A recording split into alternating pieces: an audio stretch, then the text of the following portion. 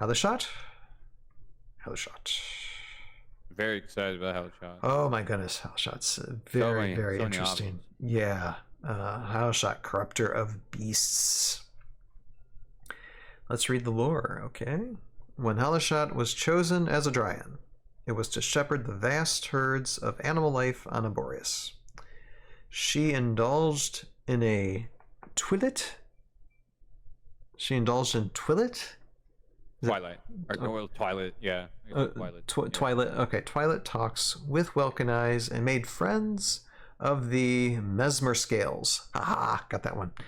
She lent her hand to the smallest spring runner and the largest dragon alike. But those peaceful seasons were long ago, before the Scordire woke, and Haluchott learned what true power meant.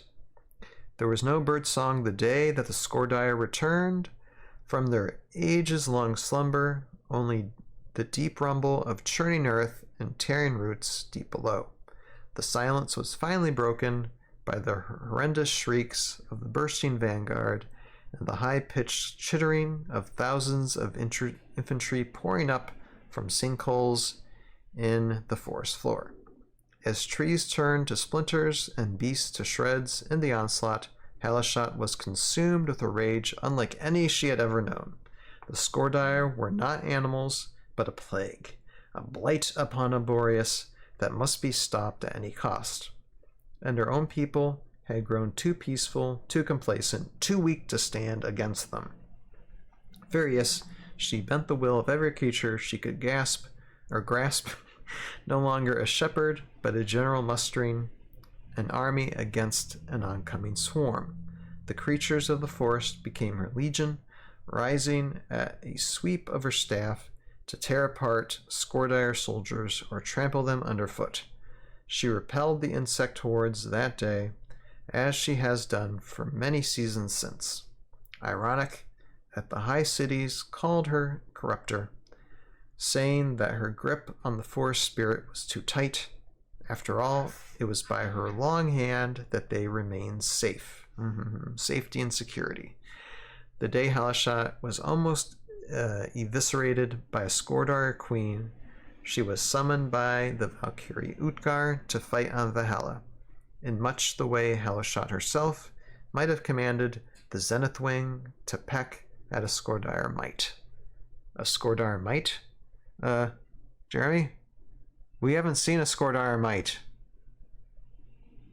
What does that mean? Anyway, okay, but there are Scordire here too, endless swarms, encroaching on the foothills of Utgar's mountains, and Haluchott called the beasts of countless worlds to range into battle against them.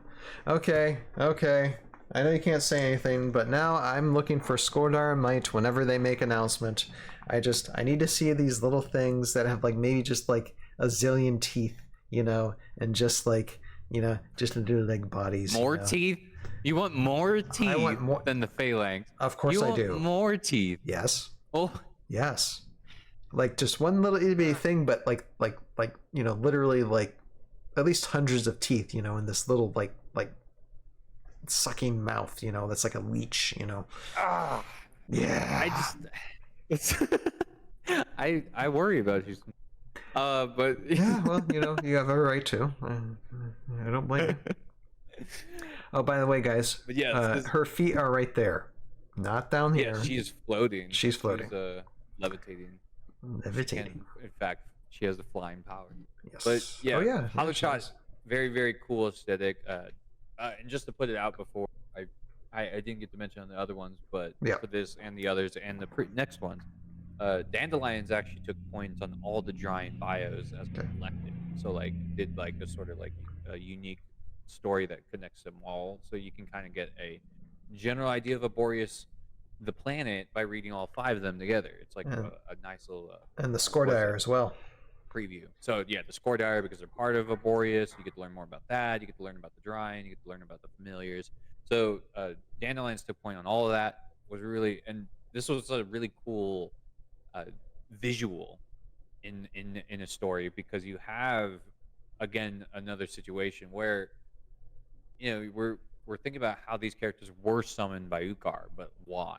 And it's like well, the Dryan are supposed to be guardians. They're supposed to be peaceful. They're supposed to be, what would cause a guardian or a peaceful guardian or a peaceful guardian archetype to become someone favored by Utkar. Bring on Alien. Oh, yeah. Well, but it's that idea that Haluchott saw the threat of the Scoredire and was unfortunately driven into this sense of it's like when you become so fearful of a thing or you become so anxious of a thing, you stop thinking about the means to achieve that goal or or defeating that threat. So she's like an evil Sigori Weaver, That's good. Yeah, very, very good point there. There's the means answers the ends essentially. So she sees that her mass domination of all these beasts, like force them to march to her will, to fight and all that stuff, isn't bad because she's protecting Arborea. She's doing these things. She doesn't understand why people call her Corruptor because she's like, but I'm doing what you told me to do. I'm stopping the horde. So it's like it's a fun, that dichotomy has always been fun to see, and it plays in both. It plays in this one and it plays in the Verono bio. Is you get to see aspects of Dryan culture, but from the outsider perspective of like individuals who were, one was selected and then didn't play the roles to perfection, quote quote, and then another was completely not selected at all, but felt that they deserved to be. So there's like, you can kind of start seeing how that plays out in each of these characters' perspectives towards Dryan society as a whole, and it's really, really cool. So huge shout out to that development there.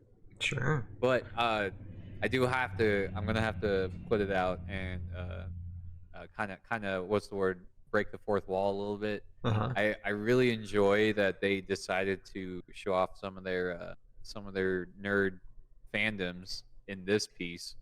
Because if you go back up to the names of the different beasts that were mentioned, right? We got the Welkanized, right? We got the Spring Runners. We know what those are. But we have a new beast. The new beast, it's the Mesmer Scale. And I said now, that. You're probably said the name right. Yeah, you did say it. Yeah, you're probably wondering what's a Mesmer Scale. Well, if you look really closely on Haluchott's mini, there are coiled serpents. Those are the Mesmer Scales. Gotcha. Now, here's the fun. This is where I break the fourth wall.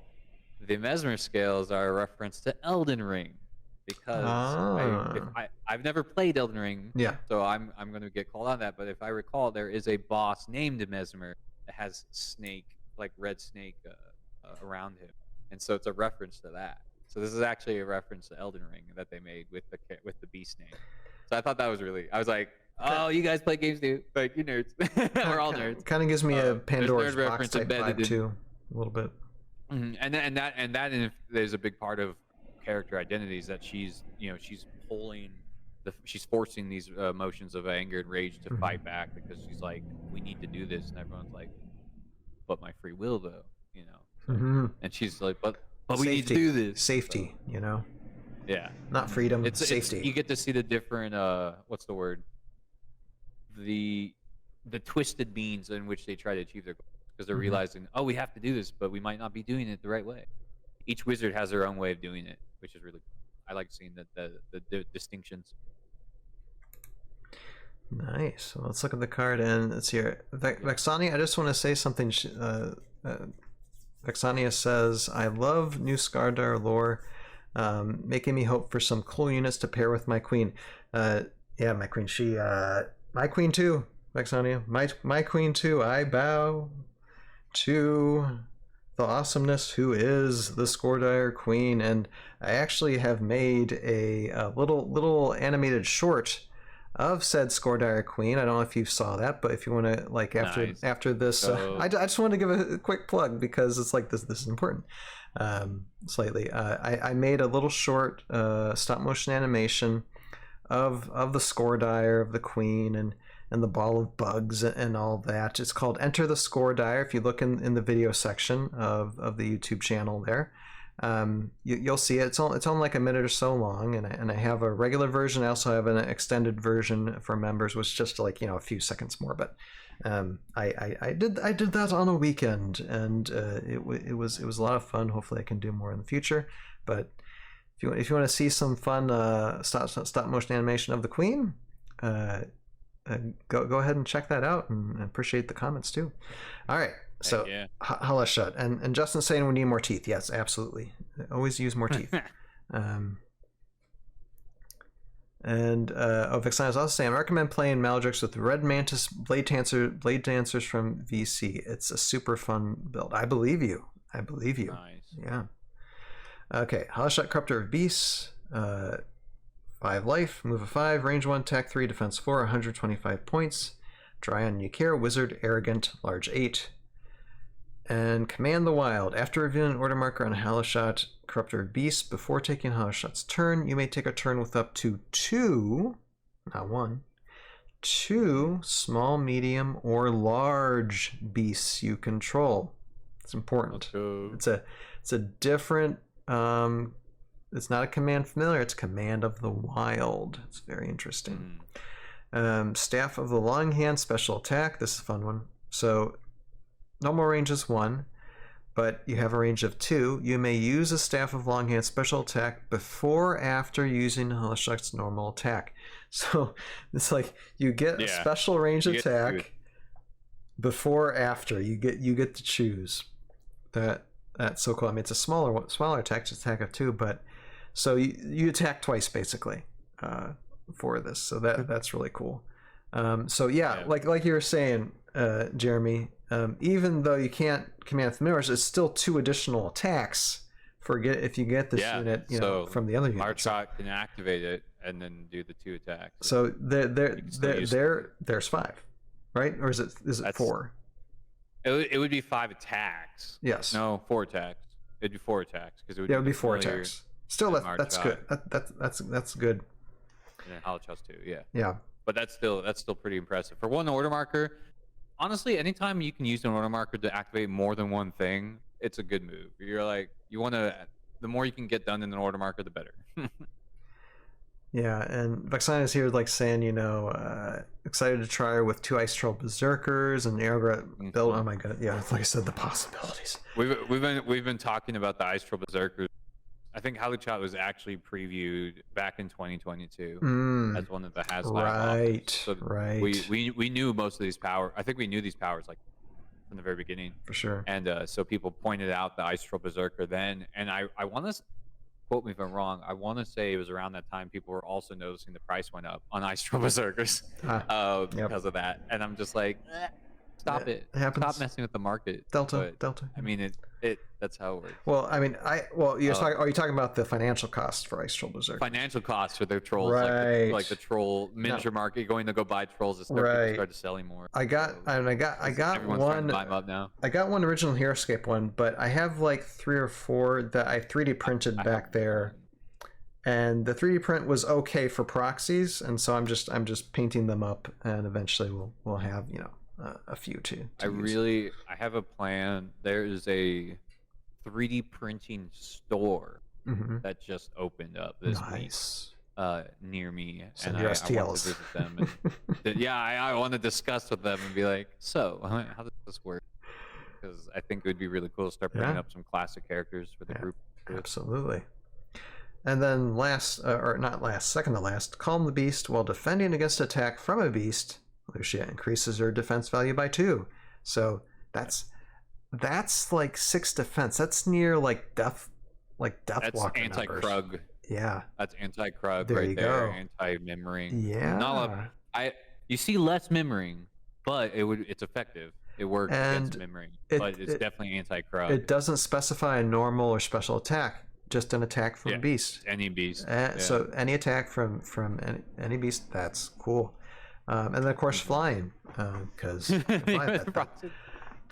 this is a fun one. This is so cool. Let's see. I'm laughing at the comment. Look. Yeah. If you were born that frost bitten, you would have that ugly of a nose as well. I'm sorry. And you would be angry all the time. Yeah, You would be angry too because your face is frozen solid. I mean, that hurts. Cold. The people. Exactly. That nose. I love one of the running jokes when that character first came out, I remember, was the nose issues because everyone's ice troll noses were bent. So it was just like who has the nose that's not bent? All right. So let's take a look at Haluchott, Corruptor of Beasts. Really, like I said, I wish we could talk more on it, but really cool. I really like where they're going with this. Like the mask too. That's just so cool. And the miniature is not terrible. It's actually a good animating pose for me, to be perfectly honest. I know that some people are just like, they like this pose better, but for me, that's a good animating pose. Just saying.